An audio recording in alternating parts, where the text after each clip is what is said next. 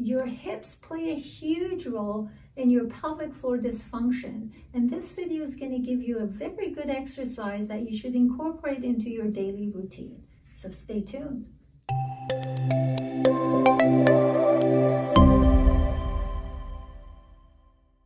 Hey, this is Dr. Shakib from Core Pelvic Floor Therapy right here in Irvine, Orange County. Your hips are related and are connected to your pelvis, so the functionality of your hips clearly impact the structure that your pelvic floor is the floor of.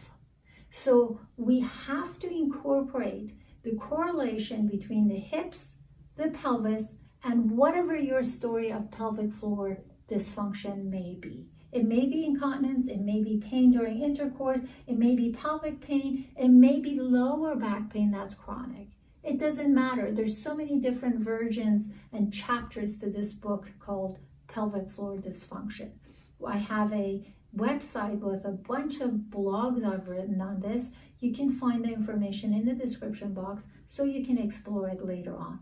But I want to show you this one really good exercise that allows the leg, your leg ends in a ball, and the ball sits in a socket that's provided in your pelvis. So your pelvis has the socket, your thigh ends in a ball. It's a ball and socket joint. So we want to be able to move that joint nicely, and with sitting behind a computer, a lot of times that's compromised. So the one exercise I want you to do has to do with incorporating different things with DNS, dynamic neuromuscular stabilization, which are baby exercises that we in our practice incorporate into treatment of pelvic floor dysfunction. So you want to get onto the quadruped in all four, engaging your barrel. That's something you may not be aware of.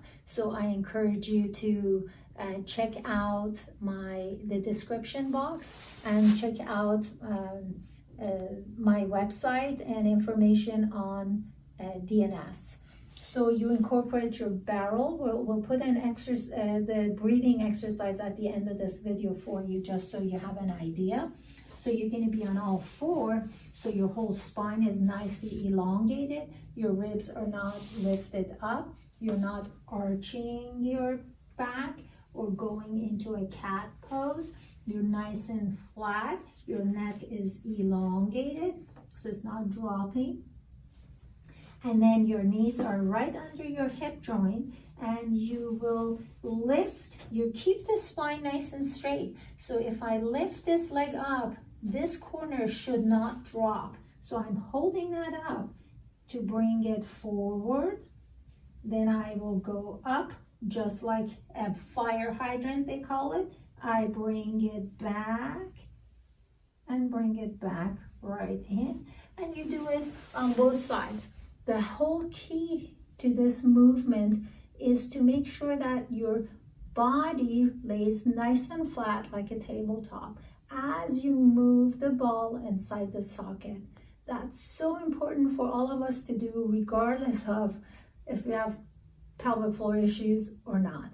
If you have any questions, make sure you use one of the methods of contact in the description box to contact me, and subscribe to my channel. Thanks for watching. Take care.